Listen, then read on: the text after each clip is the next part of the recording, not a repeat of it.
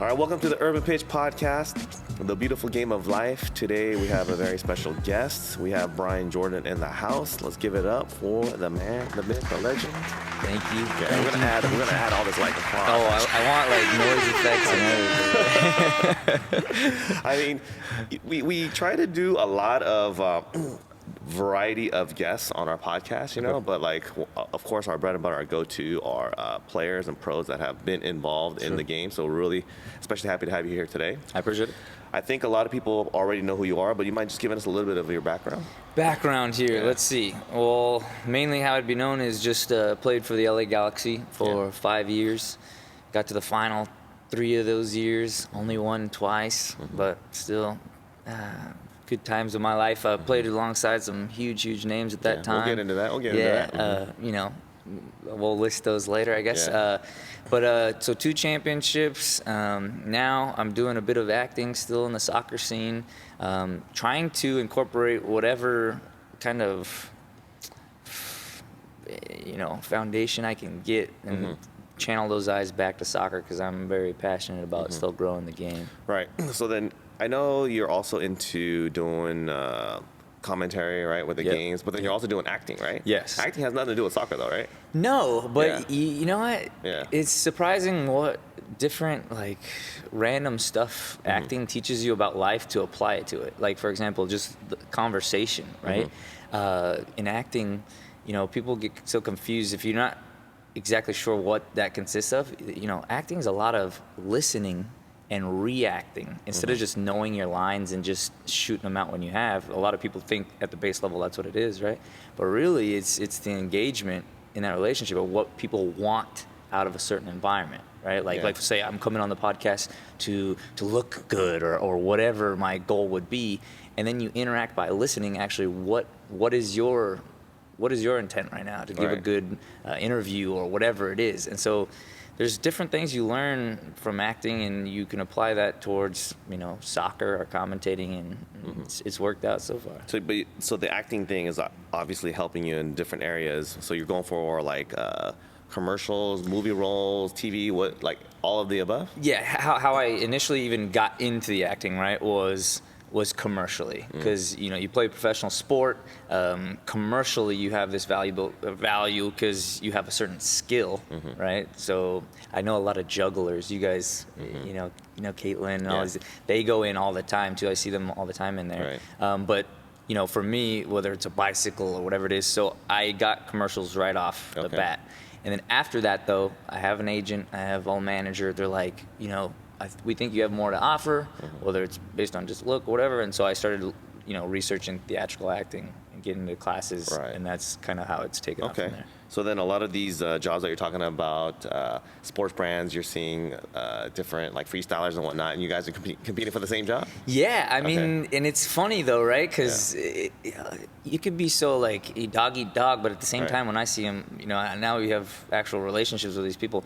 Some of them number 1, number 2 jugglers in the world, right? So when we go in for a certain gig, what you realize though is, you can have your talent, but with Hollywood, I say it's so much based on what they're trying to advertise to and what market they're trying to hit. So like, for example, I'm a white guy.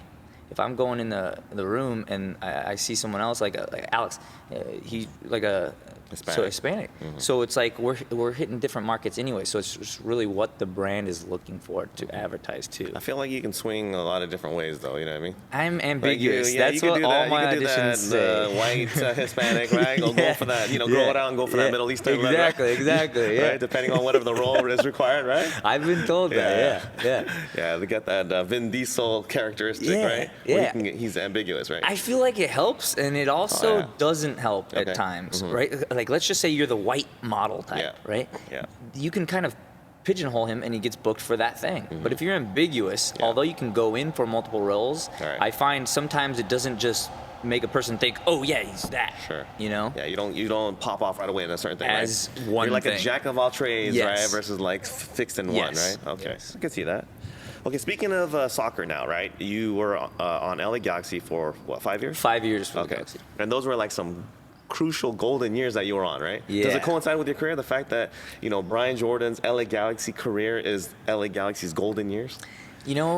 I think it's bigger than me, of course, right? But I would like to say, everybody brings their own value to it. Right. And on top of the huge names that we had, if you looked at a lot of our guys on that roster, even guys that maybe weren't playing so often, every single person on those rosters those years all had tremendous value. I mean, down to the reserve team. The reserve team was winning league. I thought just our front office. Our front office was amazing. Front office is winning. It was just I got the chills just thinking about it because we were traveling all together at that time too with David Beckham on the team. Right. We were in Asia a lot, and so we would travel with some of the front office. Well, they were amazing people. I can't say enough about the whole. So we're talking about like basically you were there from 2008 to 2012. 12, okay. And they call that like the Dave Beckham era, or what we call it the Bryan Jordan era. Bryan Jordan era. Of course, my 5 years were his 5 years. It was, right? Yeah, okay. exactly. So then, how was that experience? Because you were young at the time, right? Yeah. This is the beginning of your career, right? Early part, right? So let me backtrack over here. So I actually ended up playing professionally in Portland first, and the people up in Portland know this, but not a lot more than that. So I ended up dropping out of school, coming down to LA because I just always wanted to play. Did okay in school, but I was always telling my mom, I want to drop out, I want to play, right? Finally, I just did. Right. So you quit your college team, you mean? Yeah. Well, once I was done with my years of playing eligibility. Yeah, you still had school. I still had school. Like, I'm done with this, right? Well, I would have finished. Yeah. But you just had a calling, right? The game was calling you. Well, it was for the 4 years before that. Okay. Right out of high school, I didn't want to go to college. I just want to play. But how do you do that, right? Like there's a certain format, and I thought that format was you go to college and you get picked up. So that's what I had to do. So that's what I did. Okay. But anyways, I ended up playing for Portland. After I went to a Galaxy tryout, they actually sent me back up there and said, "Hey, why don't you play for the Timbers? If you do well up there, we'll end up buying your contract out." And that's exactly what ended up happening. And I was one of the leading scorers on the Portland Timbers. And Trevor James, which was an assistant coach on the Galaxy, had kind of kept track of me while I was up there. And so they made good on their promise, and they bought me and Josh Wicks, which was a goalkeeper from Portland Timbers. Okay, that's how you made the transition. That's how I made the transition. Okay. But to answer your question here, that transition was massive. The Portland Timbers had the Timber Army. Yeah. And at that time, they were in the USL, and we were filling about 8,000 fans at times, up to 11. But then going from that to my first trip ever was to Hawaii with David Beckham on the team. Media, everything, while we were getting on the bus, it was crazy different for me. Absolutely. And I grew up in LA, but at the same time, I'm not one of those starstruck kind of guys, and I've seen some of that growing up, but being in that whole thing was kind of a crazy difference. I was only 22, so it was kind of eye-opening. It was a media circus at the time, right? Yes. Okay, but then you knew, you had heard about like the rumors of him possibly joining Galaxy before you were on the team? We talked about this a bit before. My focus was it sounds terrible, but I think my focus is what got me to where I was at. My focus was literally just on me and what I needed to perfect about my game. Wow, that's crazy. So even though you were directly involved in the situation, you were one of like 3 people in LA that didn't know that David Beckham was going to come to LA Galaxy. Right? I had heard things because, I guess even though I wanted to come to LA, right? Yeah. I was in Portland, and I had a job to do in Portland. And so even though I heard these rumors or whatever, once it happened, I was grateful for it or whatever. But we ended up making playoffs that year and everything, so it was dead straight goal. And then once I was in the mix to actually make the jump, because I didn't know that yet. You know what I mean? Once they made good on buying my contract out, then you try to figure out and add up all this information. You're like, wow, this is a whole different beast. Right. You know? How was the team dynamic during, because I know initially, like his first 2 years, it was pretty rocky. Like I've read the Beckham Experiment. Have you ever read that book? Because I lived through some of it. I've never actually. We have the book, but I've never read it. So there's some parts in there where they talk about how there was all this like hoopla, obviously with Beckham being there, right? And he did so much for MLS as a whole, I think, right? But then there was a lot of, it wasn't like an easy transition, right? I'm sure. With him taking the captaincy from Landon Donovan, and there was some drama, and just he had kind of a special treatment. How, like when you were there, How was there tension on the team? How was the dynamic and the chemistry with him on the team? It's so funny hearing those things because you hear this through a lens of different lenses, right? For example, you hear that, like, let's say from a perspective of Beckham or Landon or whoever, but then you're hearing it from a rookie who's just happy he's there, right? Mm-hmm. So my obliviousness to some of the situation was just tenfold. And what people don't realize about that year too is for a large part of that year, I got loaned back out to Portland. So I missed a big chunk of it, but in my experience of what I did see, if someone says it was a preferential or treatment or whatever, I guess I could see how that is, but just, you're trying to appease the fact that he's had this amazing career. He's coming over here. And if you were in this position of power before, I could see how it might be hurtful, but I think it was just like, these were the pieces that were going to make a great team. Right. And it might be hard to accept at the start, but look at what ended up happening from it. Sure. I don't know. I hate to say anything negative about it because I didn't experience it. I'm sure I'm a very competitive person.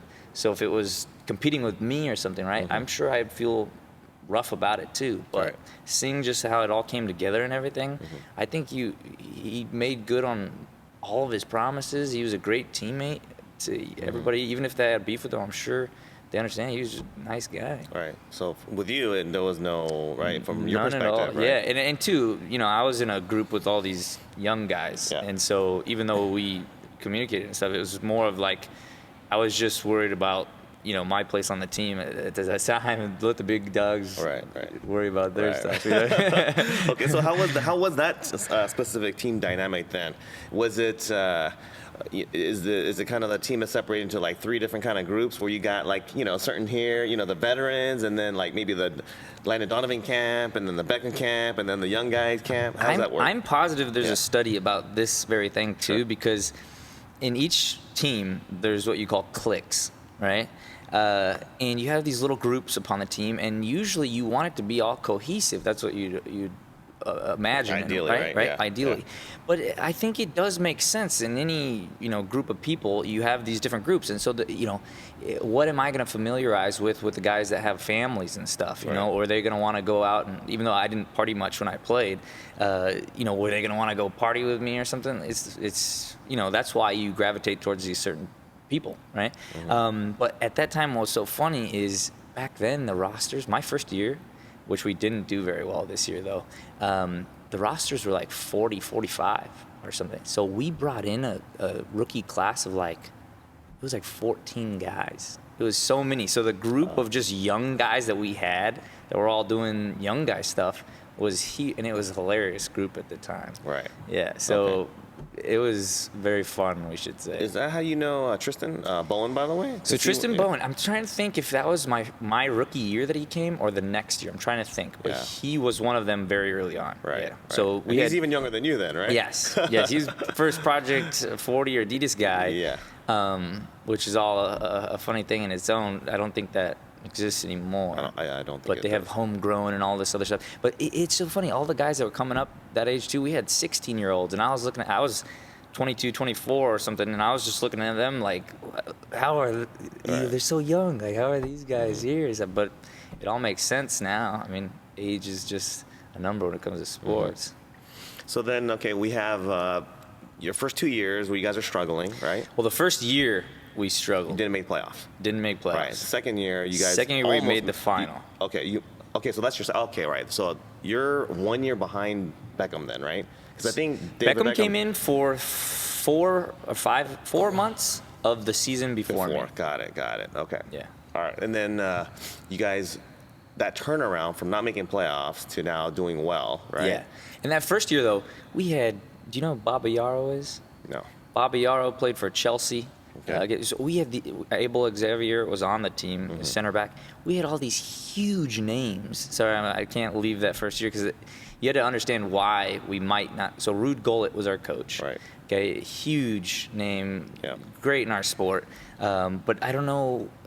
And I don't say anything negative. I don't know what he knew about the MLS though. Right. I would love to have a conversation with him now, because there's certain ways that our country plays and stuff, you know, and the travel and all that stuff. So he was there when you were. Okay, yeah. So Ruud Gullit was the coach, first coach that signed me. Yeah. Okay.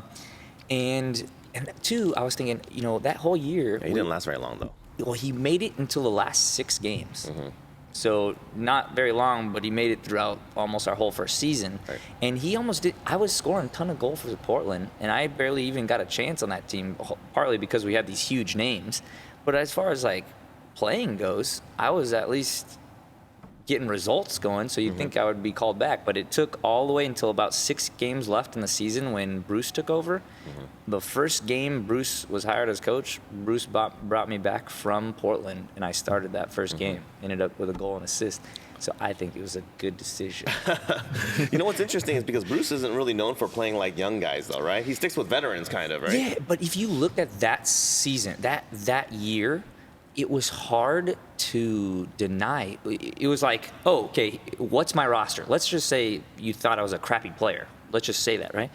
If you did, I was still getting results at the time. So I think he was just like, well, who's driving results right now? Let's give him a chance. You know what I mean? And obviously, if I was coming back from Portland, I was going to be excited for the opportunity.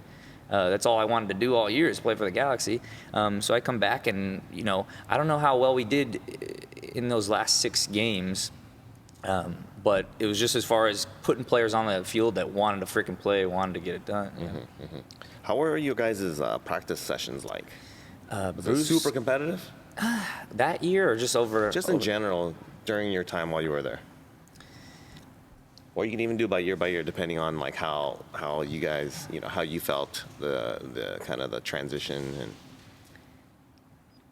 and. Well, you had a lot of very competitive guys. Yeah, that's what I'm thinking, right? Yeah. I'm thinking there's huge egos. There's some guys with some major accomplishments. Yeah. I'm thinking, and they're all in one team. Yeah, but we didn't have too much drama. I think everyone understood what the reason was for. Obviously, certain games, even guys that are friends, right? You end up getting into a little scrum with them over something stupid, right? Sure. That happens all the time.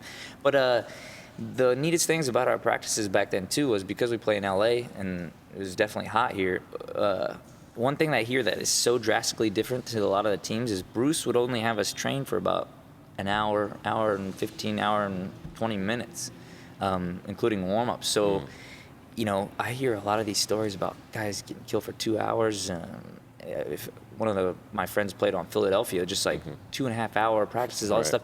It was just crazy to me because I was thinking, wow, I barely made it through the year, you know, going an hour a day just to get to the weekend and use all that energy there. It's just like, I don't know how people are putting that kind of energy towards it. So he's actually cognizant of kind of the athletes and their bodies and the climate and right. The training can be very intense and you get what you want out of it, right? But I don't know if it's an endurance game the whole week and then it's an endurance game on the weekend. Right. You know, what kind after these seasons are like, especially for us at that time, it was like 11-month season, right? 10-month season. How are you gonna sustain keep that, right? Yeah. Okay. At one point we were in the Champions League, we were in the Open Cup, and we were in MLS. We had 3 games a week. Wednesday we'd be down in El Salvador or something, flying back. It was crazy. With travel on too, it's just like you couldn't do that. Who are your kind of like favorite players from the time? You know, like do you have any guys that kind of stood out that took you under their wing or that you bonded well with? Yeah, for sure. So let's see. Besides the guys I looked up to, because you know when I was growing up, too, Kobe Jones was on the team and all that stuff. But besides those, just guys I kind of bonded with. My crew, they called it the band or the Three Musketeers at the time. Me, Sean Franklin, AJ De La Garza, and then Hector Jimenez ended up coming a year after that or so, and that was kind of our little squad. Right. But as far as guys taking me under their wing, Stefani Miglaranzi, which is now my sports agent, played alongside him, really good guy. Dima Kovalenko, I thought was both hilarious, and his hard work ethic kind of coincided with mine a lot, so he gave me a lot of credit. I liked him. David Beckham was really great with all the young guys, and although I kind of, because I respect him, I kind of left him to his own devices, but whenever we'd get in a thing, he was awesome with even stuff on the field, learning different stuff, and off with business stuff. He was great. And those are the names that pop out right away to me. I'm sure there's been other guys in the Right. locker room too, though. Yeah. You know, your LA Galaxy years, I think, are pretty. They're like formative years. They're pretty crucial in terms of like the league itself. Yeah. And I think because it's like the David Beckham rule, right, with a designated player, right? Yeah. And that's when the salaries started getting out of control too, right?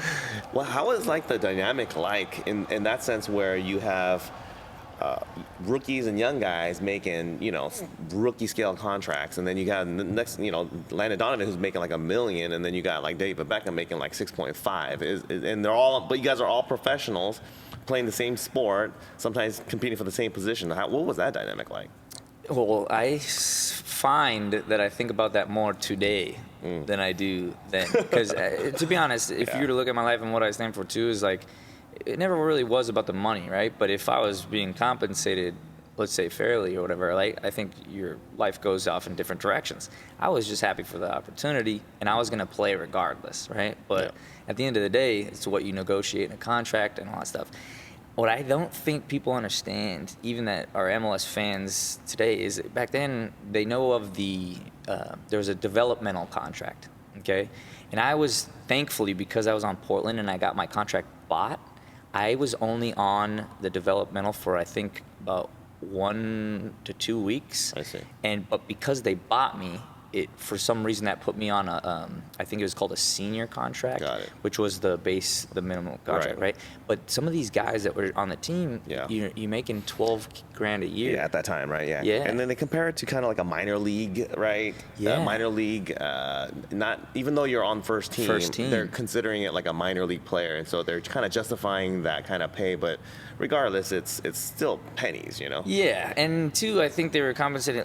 By the way, for the MLS to even get here, I know they have to make certain business choices. It makes sense completely, so no downside to them. But you know, the fact that you are a professional too, right? It's just like, it's kind of, you hope more for the whole league, and that's why I'm so glad to see in the direction that it's gone. I think the minimum has gotten all the way up to, I think it's 80,000, 70,000, 70 something. Something, yeah. So that's great. But I would like to see even more, you know? Like, one thing I always talk about, and people can laugh in my face about this, but, you know, one thing I talk about is, let's just say you're going out to bowling or wherever, right? And you're talking about the respect that you get.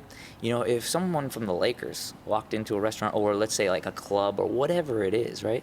Someone at the door is just going to be like, hey, come on in. But a soccer player, is he even known? Is he this? You know, it's just the respect in that level. And so that's why I always talk about this like popularization with our culture. If you went to Europe, that's not the case for a basketball player. And so for American, when I say that, I've heard even some of my buddies laugh. Oh yeah, but that's a Laker.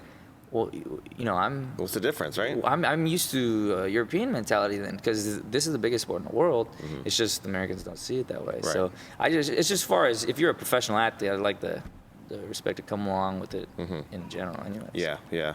I think what helps an NBA player obviously is the contract and the notoriety and all that comes with it, but then also the fact that they're like freaks of nature. You know? They're massive. Right, they're just naturally stand out, right? For sure. Yeah. But that's the thing, though, right? Like, that's a good topic. Think about your athletic prowess, right? I'm not the biggest guy, okay? But as far as like jumping, and that's kind of how I made it. But if you look at soccer players and what they have to digest mentally, I think a lot of people don't really get that. Like, so you play soccer, okay? Basketball players, I think everybody, especially football players too, get in these positions of where they have to know what they're doing, right? Okay. In soccer, you have to be aware of 360 degrees around you. And so the things that you have to think about, I think kind of is more difficult than other sports. The amount of process that you have to actually think about is just more. I could agree with that. I think that's why there isn't necessarily a physical body type that's required for soccer. Yeah. Because a lot of it is mental and outthinking an opponent. And then obviously you have to be an athlete. Yeah. But it's not like you have to be minimum 6'2" or in order to play the sport, right? Because a lot of it is mental, right? Yeah, I mean, it's how you use your tool, but what you have, right? Yeah, exactly. What benefits do you have, and how can you make those to the best of your ability? Right. You know? Yeah. So yeah, you're not a huge guy, right? What's your size? Height? 5'8", but I'm. So what was your playing weight? So I typically outweigh guys my height. I'm about 160. So when you were playing, you were like 160. Yeah. So that's a lot of times when they talk about MLS, the style of game, it's a very physical compared to other leagues, right? Sure. How were you able to compete and crack it? Like, for someone else out there that's listening, right? That's not like a physically dominant guy. What was your secret? Tricks of the trade. So again, and everybody would have to exploit their skills differently. Like I always, coming from my perspective, I always looked at guys like that were a little bit slower than me and stuff, and how do they excel?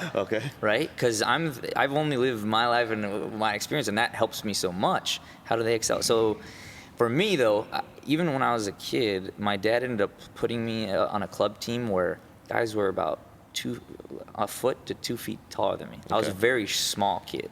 And so for some reason though, as a youth, it kind of taught me, because kids would beat up on me or whatever, I was not scared of any contact whatsoever. And often, based on my speed, when I would get into collisions, I'd end up knocking people over or hurting them worse just because I was bony or whatever. So I was never scared of contact whatsoever. And so once I got even up to the bigger stages, there was no, and Bruce even knew this about me on like corner kicks, marking guys, you could put a huge guy against me, I was going to hit the crap. I just wasn't. You weren't scared of contact? No, not at So all. on corner kicks, you're talking about on offense or on defense? On defense primarily, yeah. Okay, so on defense, you just crack your people, Yeah. Because on offense, they're putting on whoever is going to mark you, right? But on defense, you actually had a job to kind of eliminate. And I remember, too, certain years when we were in playoffs with Salt Lake and stuff, they would have this huge, massive center back, and I ended up having to mark them, and it's like, how does that work out? But yeah, so what was it sounds to me like your game was based on a lot on like speed then? Physicality, speed, and just overall athleticism. I think. I think towards the end, I really cleaned up my technical skills.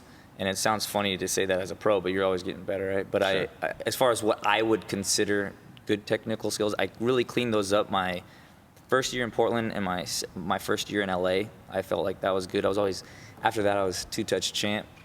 You can say that for a record on the Galaxy. But so my technical skills were better, but I feel like that was never one thing I was known for. It was more athleticism and heart and will, I think. And then, speaking of kind of like heart and will and all that, we also had Robbie Keane join the team, right? Later towards, was it like your last year or two? I played with him, I think, 3 years. Oh, you played with him 3 years, okay. Yeah. How was it playing with him as a player and a person? So, as much as I learned from David, I would say because Robbie played forward. So I ended up playing, came to the team as a forward. The next year I ended up playing right midi. David ended up sliding out from center mid to right mid, so that didn't go too well for me. And then just to get on the field, my last 2.5 seasons, I actually ended up playing right back.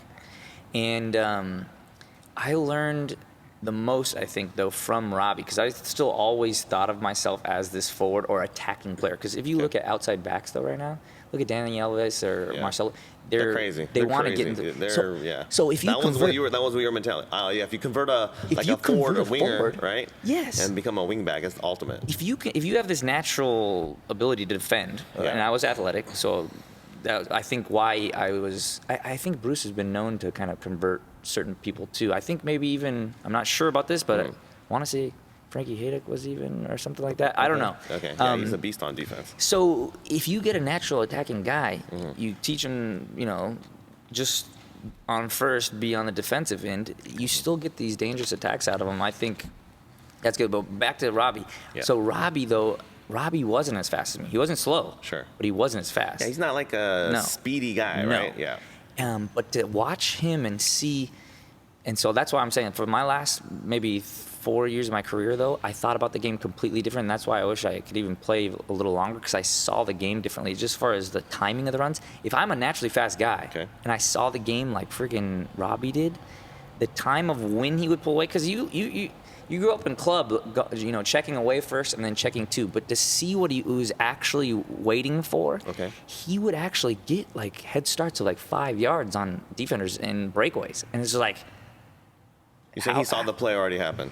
I don't know what he was necessarily looking or waiting for, but just watching him at trainings and when he would time the run, so that's what I would watch. When in build-up did he start to make that movement? And so that's what I really started to try to apply to myself when I play in these So his like anticipation and seeing the game was like world class? Yeah, and you know, just on what shoulder would he wait of the defender, and what would he be making the defender think that he was doing to get this space? You know what I mean? And I think that's the difference of our personalities, though. Right? I've never been a guy that's like, oh, I'll lull you to sleep, and then which I think would be to my benefit because I'm fast.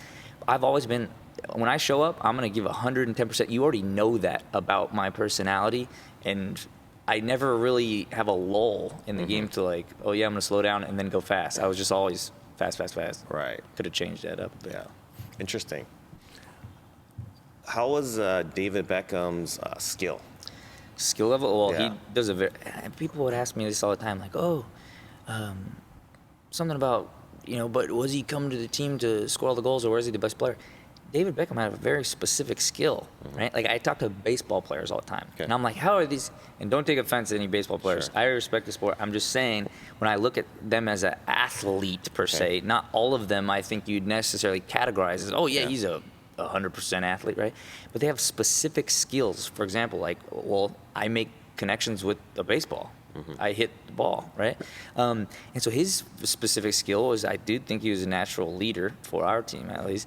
And as far as a dead ball situation, he was deadly. Right. Like, think about just even corner kicks or something. The amount of goals, even so Omar Gonzalez, I'm sure benefited a crap load from you know, those corners. I know he was scoring goals all the time. I've been on the end of David Beckham corner kick myself, so it's like the amount of good situations he was putting players in is just a lot of them. So his just ability to strike the ball, right? Yeah, just placement of the ball and awareness of what might be dangerous. He loved me specifically because he loved long balls, and he would just ping it into a corner and he would make a connection. He wouldn't lose the ball, right? So he liked to do certain things, and that's what he was there to do. And one of those was dead balls and putting people in good positions. So then, if the practices weren't necessarily like that long, did you guys stick around? Is he practicing like his free kicks and whatnot? After and stuff? Yeah. Well, I remember our first years, you might not be surprised with this. I have no Cristiano story where like Cristiano came to the practice even before everybody and he's better, right? To be honest, myself, a guy named Randolph, did a lot of extra work. These are all younger guys, though. Right. We were hungry. We didn't have names per se or whatever. And so, in my experience, a lot of guys that made it or that were bigger on those teams at those years, I mean, I'm sure they had a little extra work, but they weren't doing what we were. They weren't there before, after. And two, it was hot, and they had so many games. I don't necessarily think they needed to be. Yeah, because later in the career. I mean, I'm thinking if I'm a young guy and I'm on LA Galaxy, without necessarily becoming like the annoying guy, I would try to ask him as many questions as possible with like his free kick technique or how he's crossing it, right? Did you ever do that with him? So, and this one thing I think separates my personality from others in the fact of that's what I want to do. I would love to just drill, and I think actually what I realize now is that those people probably appreciate it because they want to be helpful or something, right? Like when I tell little kids now, I was a very shy kid, and when I tell little kids now, I'm like, oh, as a pro now, any kid that comes up to me, no, I'm more than happy. So don't be shy. Just come on. You're gonna make us feel good about giving you an autograph. Some people are like, you know, they get so many autograph requests that I'm sure it can be, you know, get in the way of stuff. But with him, I respected him, and I'm not the kind of guy to come over and ask you anything. In my mind, this might sound stupid to people too, but if I'm in the same locker room as you or whatever, what are you better than me at? And that's literally the way I thought about it. So, and again, you could call me stupid or whatever. If you put me against Cristiano, which I played against him 3 times, I'm not thinking Cristiano is better than me. I don't have that in me. I see. Right? Like if you were to look at all the stats, all this Yeah. stuff, I get that. I'm just saying, as far as my personal 1v1 against him or whatever, that's how I critique it. Right. And that's why. So even though I would have loved to ask David Beckham more questions, I kind of just let him do his thing. And when he would initiate conversations, that's when I would get my time in. And I think that's why people respect me more from it too. It's because like I'm not there to bug you. I want to be helpful to you too. You know. Interesting. All right, let's take a little different tact. Now that we have this interesting dynamic in LA, right? And you know, we bumped into each other at LA Galaxy and LAFC games, actually, right? Yeah. And you know, funny, you know, always like into the lounges or whatever, right? Yeah. Amex Stadium, right? Lounge, and then also what's that one lounge called? The LAFC thing? They have what's the loft? Sunset. Sunset. Yeah. So, first of all, you're there in work capacities as well, but sometimes you just go to enjoy the game as well, right? Yeah. So then when you're at the LA Galaxy games, is it mostly for like a professional setting, or are you just there half the time just to kind of, you know, catch the games as well? It all depends. I feel like it's 50-50 most of the time. Most of the time I'm there business related. I kind of do some not fully attached ticketing stuff with someone there, graphic design for somebody there, and then commentating from time to time with them. But if it's not for that, I don't go all the time, but just to go and enjoy the games, feel good about that, and enjoy it with there's a lot of the fans that I still interact with too. Sure. So it's like, yeah, most of the time it's for some business angle though. What's the fan interaction between you being at a LA Galaxy game, home game, and being at a LAFC home game? I guess in the simplest way I could put it is just funny. What people don't get to, I think, is I have no problem with. So, for example, when I played, right, we had Chivas, we had the San Jose rivalry, and these are the things I feel animosity over. Okay. Right? LAFC came after me, and I have no personal problem there. So it's like, oh, we have another LA team, and people always tell me this, oh, you have to pick one team and that's it, right? But my thing is I support multiple teams. I usually pick players from whatever. So I'm like, yeah, sure, I don't mind if LAFC does great at all. But if they play Galaxy, usually I have my favorite, and you know I lean towards Galaxy side. Sure. But but seeing the fans in the stadium, a few of them have even in here, as you saw the LAFC and LA Galaxy rivalry. Right. You know, some of them will say certain choice words, but most of the time it's just like they make fun of the fact that they know I'm Galaxy guy, and we just keep walking and have a laugh about it. Right. Yeah, because you get, I'm sure, much more fan and supporters and love at LA Galaxy home game, right? Yeah. And much more recognized as well, right? You know what's so funny though, in that dynamic that they're both in LA. Yeah. I don't know if those were past LA Galaxy fans or if they're just MLS fans and they know the league, but a lot of these people I meet too, they're just, and I guess it's how you approach the conversation though, right? Like I just met a guy at the last LAFC game. He's a season ticket holder there, but he didn't know I was Galaxy. The next thing I introduced myself to Bryan Jordan. He's like, wait, recognized me from there. And after that, the conversation was just, he was happy to be talking, and he was a nice guy as well. And so I think we just both benefited from a genuine conversation. He actually let me stand in his row for a while because I was in the way. Yeah, it just depends on the person, right? What they're trying. If it's an ultra, you know, they're just trying to show their loyalty to the squad, and I can see why they do it. But at the same time, it's like, think about it. You know, it's not like I want beef with you over what. Yeah, I agree totally.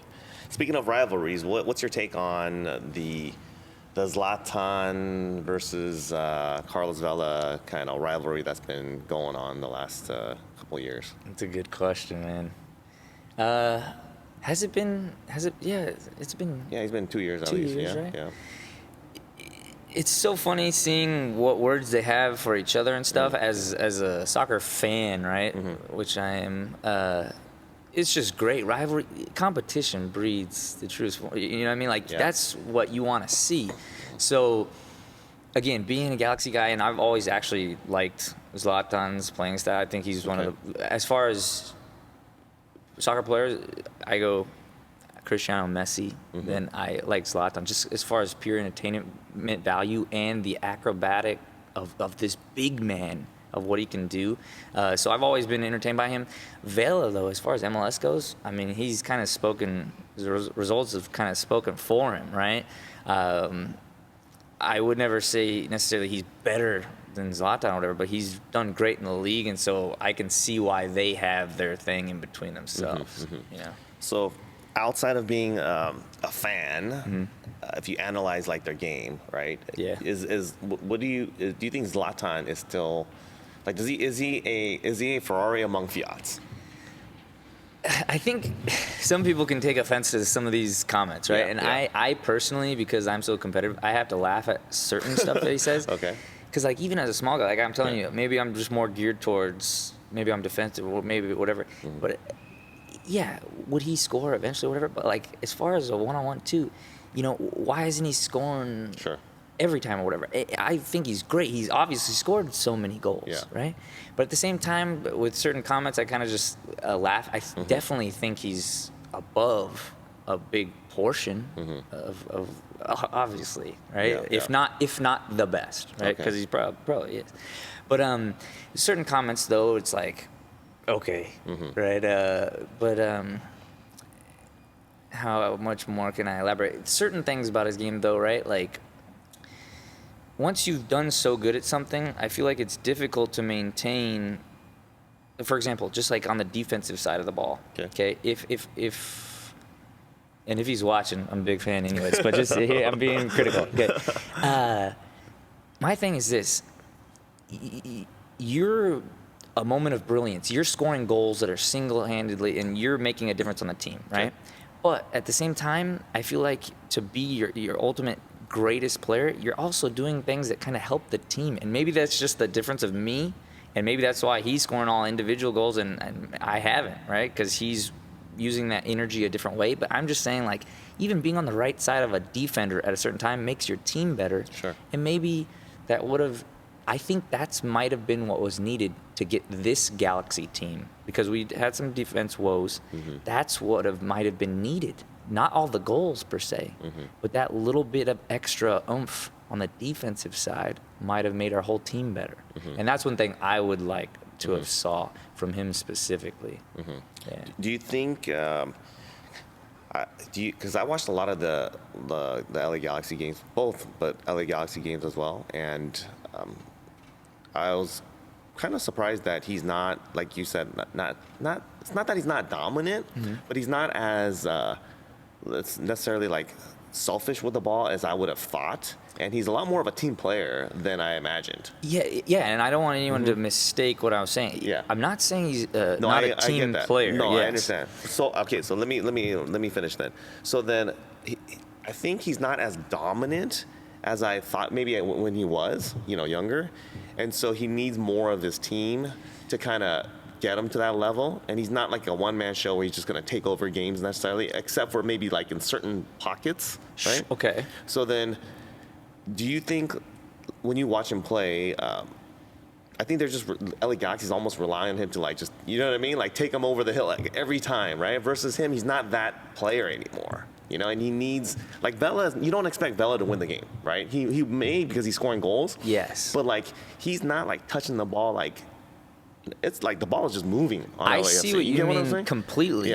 Yeah, well, too, and maybe that's an age factor, or maybe, if I was to watch more of his older games, maybe I would have a different understanding of him. But yeah, when you think about that, right, you think when Zlatan gets it, dude, this guy's so good, he'll dribble all the guys on the team and score, which sometimes he does, right? But you're right, and even, me experiencing, I'm not that old, but I've experienced age affect me and stuff. And sometimes, maybe that's, as far as getting it done, that's what he's found. And so he does incorporate more guys around. And then, we got Pavone at the end of the year. I thought he was a great addition to helping that Ibra train function.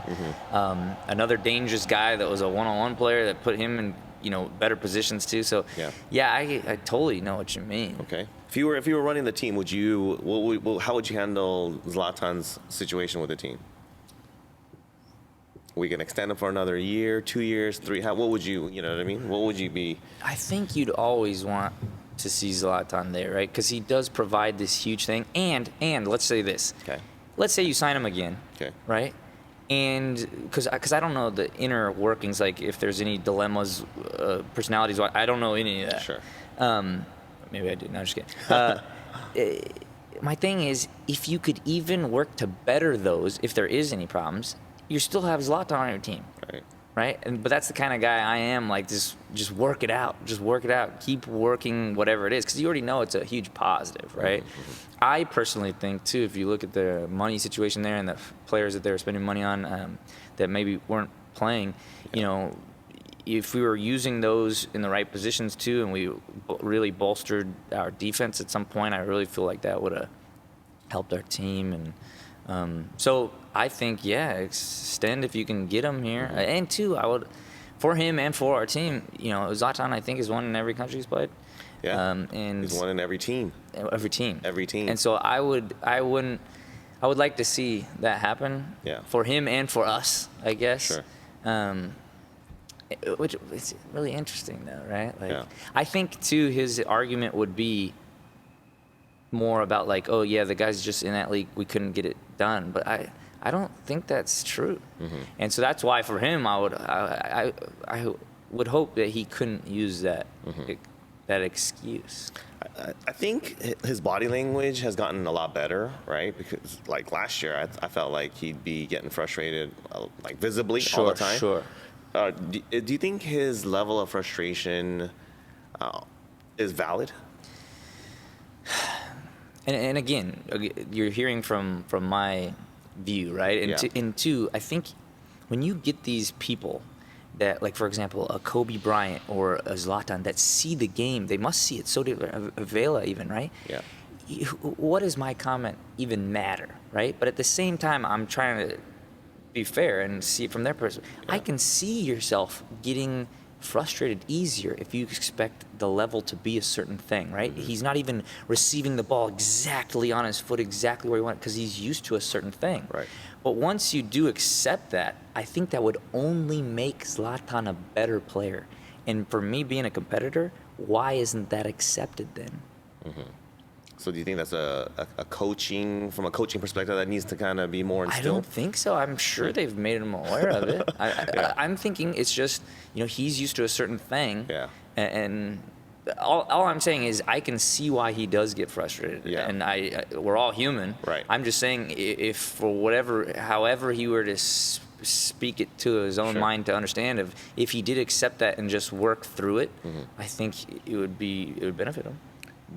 Was that something that happened when you were playing with like Beckham or Keane? With frustration? Well, because they came at a certain level, right? And then, to be fair, they're probably used to a higher level as well. I think right? they Quality. must have had some frustration. But you didn't experience that, or but it was way less. Okay. There was definitely some players, and not to call, I won't even say his name, but there were certain players that played in huge leagues that I played with. Okay. One was a forward. And if I was to speak to him now, I'm sure we'd talk about it and I'd understand exactly where he's coming from. But one thing I get frustrated with, and just because I'm that kind of guy, is I'm a work rate guy. Okay. So if I pass you the ball and it's like 1 foot off, but it was just 1 foot off to your right, and you don't work for it. Can I cuss on Yeah, that? go ahead. I cuss a lot, but I try to tone it down. But if you don't fucking move for that, I don't respect you. Like literally. If it's a gettable ball, right? I do not respect you at all. Right. And so I have woes like that because, for example, too, with my athletic ability, people that send me shit balls, and everyone's going to talk about my technique in it, I make people look like they sent me a good ball. Right. And you don't even realize it. Sure. And so I send you a ball 1 foot off to your right, and then you're not even gonna move and yell at me, and then make sure everyone in the stadium knows it was me. Was off, right. What? Yeah, that sounds like I'm gonna look at some of these past games. Yeah, I'm gonna be looking for this one. Certain things that have happened to me like that, I always just like, wow, I couldn't believe it. Mm-hmm. Is that affecting your confidence as a young player during those games? I'm sure it did, right? Yeah. I'm pretty headstrong in that. It's just like, as far as success goes, you literally have to have a short memory. And I am very happy. However, I picked up these little knacks. I told myself that, so I was like, oh, I just got to let it go, right? But at the same time, too, in that moment, I'm sure it did. It's throwing you off, right? Throwing off your rhythm. Yeah. Like, if I even got to worry about what the hell the fans are thinking, that's not going to help me very much, I'll tell you that. Right. What do you think about LAFC's season, right? Mm-hmm. How they, obviously they're very successful, but they came a little short. What do you think was missing? I think they had a great year. Mm-hmm. One question, especially when I shot with Tristan just before that playoff game, they had a great year. And then the end of the season, I knew they wanted to do well still with because they had so many points. Yeah. So they wanted to continue to do that, but they lost a few games there. And they were still using the same personnel, so I was curious why. Mm-hmm. And I didn't know their team as intimately, so I don't know if I can necessarily speak on what could be better or whatever. Mm-hmm. I think still it's a new team. They obviously were cohesive and played together well, but I've heard some of my friends make this argument of like, oh, it took so much out of them to make that jump over LA Galaxy. And maybe you can say that, but they still had the same rest. If you looked at that game versus Seattle, 12 minutes in, I remember talking to my dad, and I was just like, Seattle might win this game. The structure defensively. If you watch the LA Galaxy LAFC rivalry, the one game where I think it was at Galaxy's home that we really threw them off, and even at their place, was this high press. They're not able to do their diagonal runs to the middle and connect like usual, and if you do that, it really disrupts clogging it up, right? Yeah. And that's exactly what Seattle. Did you notice how structured Seattle was? Yeah, they couldn't. I couldn't see too many passes through the middle. No, connecting. It was all just kind of like around the periphery. Exactly. Yeah. And so I don't think it was this thing where they necessarily needed to do anything better or not. It was just they needed some other way of playing in those games to get through those. Mm-hmm. Whether it was like, dude, our normal thing just isn't going to be it, so maybe we need to spring somebody forward and have this different approach to the game. Right. I felt like they really struggled with the physicality of Seattle. You see some of these guys are beasts on that team. Yeah, I don't want to ever talk about referees too, because I think referees are doing a great job all the time. But he didn't call much. He didn't call much though, and I think he would say this. Yeah. I think he would say this if he was being honest. He just kind of let it go, right? Just there was a lot of contact, and I'm one that you're okay with. Like I say, I like contact, but certain situations, especially being a forward, if I get hammered or whatever, you get hit constantly. I'm a defender and a forward, so it's like I feel compassion towards both. But if I have possession and you hammer me, call the foul, right? Call the freaking foul. Yeah. So the fact that he wasn't really calling it favored the Seattle team, which was much more physical. Well, I knowing the two teams, it was obvious. Yeah, it would be hard to argue against that. Yeah, right. For sure. Okay, interesting. But what they could do better or whatever, it's just like, I think they had a great season. Mm-hmm. It's sad that it ended that way, but I think that would be the next thing moving forward for them, right? Is how do you get through those type of games? Okay, well, speaking of like MLS and other kind of like the American soccer in general, what has you kind of excited about the soccer landscape? There's so many, and it's kind of a very general question, but there's just so much going on with NASL no longer being around, USL having, Division 2, Division 3, a competing league at Division 3 called NISA, NPSL, UPSL, like, you know what I mean? So all those aren't necessarily new, though, are they? Because NISA is new. Yeah. USL's always been around for the last, 20 years in some form or another, but them splitting it back into 2 and 3 is new, right? Because they've never occupied Division 2, right? And so technically, so USL, you're saying? Yeah, USL is Division USL, 2 and 3. In my experience, when I played in Portland, they were Division 2. Were they Division 3? They were Division 2, and NASL was considered Division 3 at that time. About a year or two after. I think it might be flip-flop, no? I guarantee you. Okay. Think about this. Think about this. Seattle Sounders. Yeah. Atlanta Silverbacks, Portland Timbers, they're all playing Vancouver. That league, right? This was Wi-Fi. I could list you guys' names too. It was a different level. But the second USL, so USL Division 2, NASL had the Cosmos, and then it like shifted at a certain point. I don't know what that was, but then to get back to Division 2, I think MLS bought or got the NASL, whole NASL was trying to always get to number one. Yeah, number one. And now it's going to be very difficult. Now they're not even really. So but before they collapsed, I think USL ended up doing that partnership with MLS, and it's kind of pushed them back. So now that we don't have an ASL 2, it makes sense that they split that out into 2. So, okay, speaking of all these lower divisions, are you still playing? No, I try. Well, I come in here and play. Sometimes I play for the most I played in a while. I played for Steve Nash's Foundation event. Like a charity event? Yeah. I thought I was only going to be there for. It was very fun. Very fun. You should look into it.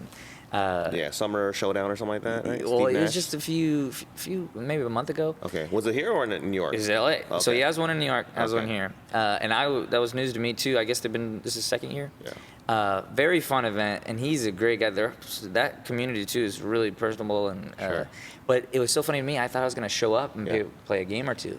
Okay. Next thing you know, our team makes the finals, and we were shorthanded. We ended up playing like 8-9 games.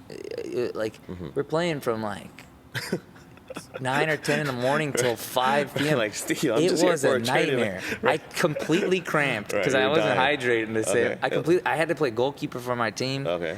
I feel like I was still pushing us. They didn't want me not to play because we were doing so well. But like, that was a nightmare on my body. Was it 5v5? Yes. 5v5. Oh, 5v5 and a keeper, I think. Okay. Yeah. Okay. And did you guys end up winning? We lost in the finals. Yeah. Who was on the other team that you guys lost to? World Cup winner. Okay. Yeah. Okay. So the funny story about this too is going into the game, again, you have respect for these people when you recognize them and stuff. Sure. But I, again, am like, no, I'm here to compete. It came down to one play. I ended up tackling him. Okay. And he was like, "You're not going to apologize?" Well, I didn't think I fouled him. Okay. And we've talked about it since. We've direct messaged each other quite a bit now. He has a podcast too. But it's so funny because I was like, "No, I'm not going to apologize." Like, what are you talking about? Right? And so after the game, I completely had to apologize because I felt like a dickhead. But so World Cup winner, he played for Germany. He's the one that you slide tackled? Yeah. Okay. Yeah. And then I ended up hitting him in the head in PKs. We went to PKs. Okay. He blocked my freaking PK. I hate him to death. No, I'm just kidding. And he got the MVP, and they took it down. Okay, so outside of that, so you're not playing, you're not competing, but you're still staying involved and playing in different events and whatnot. I love to play. Yeah. But like, if I get hurt too, my sport and stunt agents are like, "What the hell are you doing?" Right. Let's just put it this way: within 4 hours of work on a commercial, if you get a national commercial or whatever, let's say you can make like $60,000 from it. It's like, really, you're hurt. Right. So you're balancing, right? You got to figure it out, right? Yeah. One versus the other. Yeah. Gotcha. So I do as much as I can, and I feel like I'm working out at least 3 times a week, but mainly like 4 or 5. So I think my body's still in shape to do it for sure. So when you do your workouts, are you working out like the way you used to in terms of as an athlete, or are you working just more like, model-looking, aesthetic kind of workouts now? I would never say I do model workouts. Okay. Ever. Only because, and maybe there's no downside to that. Maybe that's it. But I will say this, as far as health goes, right? I do think there's a certain kind of fitness that is aesthetic-based. Right. Sure. And I think my body looks a certain way, but would you, when you see me, would you say that's all for like, am I packing on the muscle? Well, let me put it this way: when I said hi to you initially, right? Sure. And then when you're wearing your shirt, you don't look like like you lift, sure. right? You just look like normal. Right? Sure. If you put on a sweater, no one would even think you're an athlete.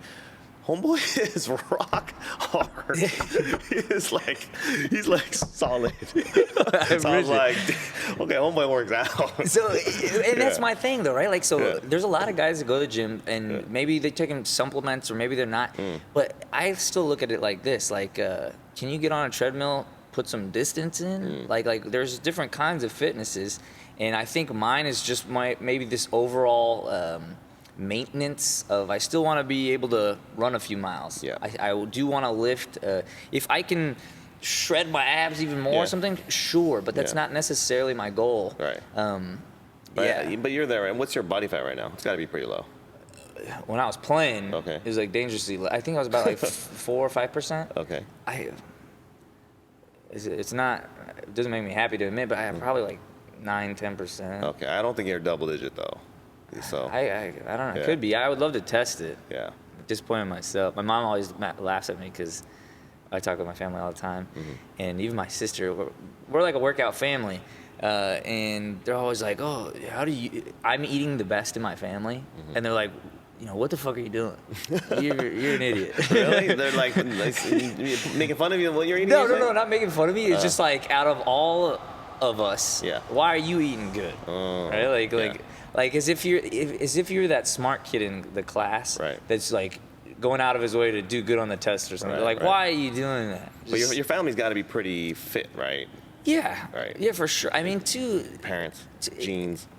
I think I got some good genes. Yeah. Definitely. But I will say too, that's the whole trade-off. I've realized. I talk to my family often, and then you see these problems that other people go through with like normal work schedules and stuff, and that's why I tell everyone that not everyone's in that position to actually chase what you love, but I know I just have to work out to release the endorphins or whatever it is, and seeing people, I think there's often a trade-off with once you're working and you have that 9 to 5, if you're not making time for a workout, it's just like people get busy, and I think if it's not working out, some activity to keep you going, or whatever, because it creates a lot of positivity in your life. Speaking of balance and work life, what are you up to in terms of, what I bring up is because how we recently played in the Creators Cup, right? Sure.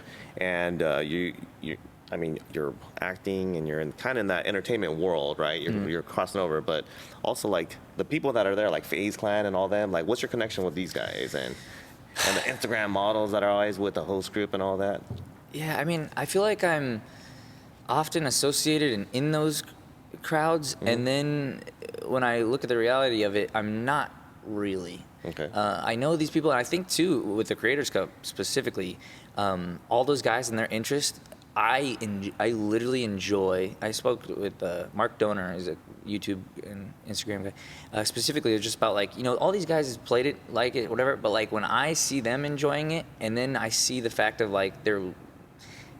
you can tell they're enjoying it, and then that's kind of getting the message along to their followers. That really makes me happy, because I know a lot of people are watching what they do, and it's just like this overall positive message with soccer. So my involvement though is I don't know all of them too well. I just know them through different friends. And the second soccer comes up, and I'm a business-minded guy too, it's just like, I want to know what people's angles are at it, and I want to push and help however I can towards making it a successful event or anything to do with that. So that's how I got incorporated with that, and they have a whole bunch of different angles on with the models too, with different watches and brand sponsors. What I realized is the amount of business you could really hit on Instagram and just having these friends and stuff, if you have kind of a business mind.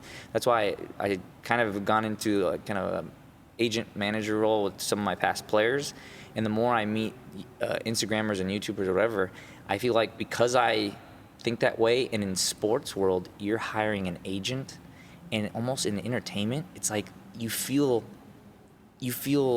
appreciated if an agent signs you, which I understand that, and it should be mutual. Sure. I'm just saying at the end of the day too, these agents are working for you, and I think sometimes that's not really understood by people in the entertainment world. And I try to remind them that, and I've negotiated my own contracts with my soccer experience, because soccer wasn't the same as other sports at the time. So it's just like I have a lot of this experience that I like to try to help my friends with too. So if there's something like an event or anything I can help put on or bring talent there, I try to get my 2 cents out of it. Right. But you're not really we're not going to see you as like a transitioning into like a YouTube or Instagram personality necessarily, right? I mean, I think that's all dictated by popularity and the content you're putting out, right? So if I was to say it myself, like if I really, like if you look at my Instagram, right, I don't have a ton of followers. it's more of just like what my genuine message is, and I'm kind of doing that thing, right? I do what is interesting to me. If I wanted to totally, completely market myself and trade off certain values that I have towards that, I'd have to be a slightly different person than I am. And I don't know if I value that more or not. I'm hoping if I just continue to be me, and let's just say whether a TV show comes along or whatever, and it puts me slightly more in the public eye on that end, at that time, my values will become valuable to others. Because, I mean, if you think about Hollywood in general, it's like, because you're a good person or not doesn't mean you're going to make it. Right. You know, right. But I think I live my life a certain way, and I think if you look at what I've done too in sports and then doing that, I think people would be like, oh, how does that all come together? And it would be an interesting story to some people. All right, so what do we have to look forward to? Any projects, and how can some of your followers keep up to date with you? Yeah. I shot a movie at the start of 2018. It's finally coming out. It's actually premiering. I guess it's a little screening. It's gonna happen in San Francisco. I just made a post today actually on my Instagram. It's in San Francisco though on December 13th. Okay. So if you're up there, look into it. You can get tickets. What's the name of the movie? It's called Beneath the Black Veil. Okay. Or Behind the Black Veil. Is it like It's been changed since it was initially? originally? Yeah. What type of movie is this? It's a horror film. Horror. Okay. Yeah. And you're like, what are you, a bad guy in there? Or are you the I'm guy not that a dies? bad Are you the guy. guy that dies in the first 8 minutes? Not that guy either. Okay. But I would say he's not the brightest character. Fun office type of role. I would look at that character as the comic relief of that film. Okay. Yeah. Nice. Subtle and it was a fun one. Okay. And everybody on that project, the director Jason, they're all awesome. So you can check that out. I've been in a few films. They're mainly online. A lot of people, the past ones, got to come out to those. I was in a soccer film. A whole bunch of fans came out to. Got to watch. That is on. I think it's still on Netflix and stuff. Okay. That was called Arabian Warrior.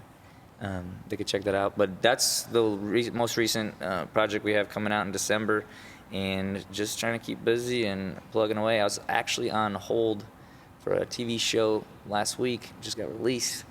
Bummer. Oh, so okay. I'm competing. Right. That's the frustrating thing about acting, I'll say. Yeah. Even though you're getting within, if no one knows what pinned means, it's basically you and one other guy. I see. I've gotten pinned this year alone a few times, and then I see the show and it's this big name guy that booked it over you or whatever. But I'm getting close. I'm competing. I'm thinking this like Tobey Maguire. It's Tobey like Maguire. It's this guy that kind of this other white guy that's like taking all your roles. Sure. You're getting pinned with Tobey Maguire every time. It can be, but not every time. And that's what I told you about, like that entertainment world. It's just what they're trying to go for, right? Like, whether it's a it person or a certain look that goes along with the message they want to get. And I will say too, I don't know. I'm pretty sure it's pretty clear to people, but in Hollywood right now, for the white, I guess, leading male role, it's kind of difficult right now. I've found. Interesting. And what I hear from some friends that are similar looks, because the whole women's movement and diversity before that, I think as they should. I'm just saying that's one thing I've personally you're encountered. finding it difficult to be right. Yeah. Sure. Interesting. All right, well, appreciate you coming I through. appreciate you. Yeah. Hope to look forward to seeing you not only here, but like on other upcoming projects as well. Make sure to follow Bryan Jordan online and support him as well. Thank you guys for listening in and watching the Urban Pitch Podcast, The Beautiful Game of Life.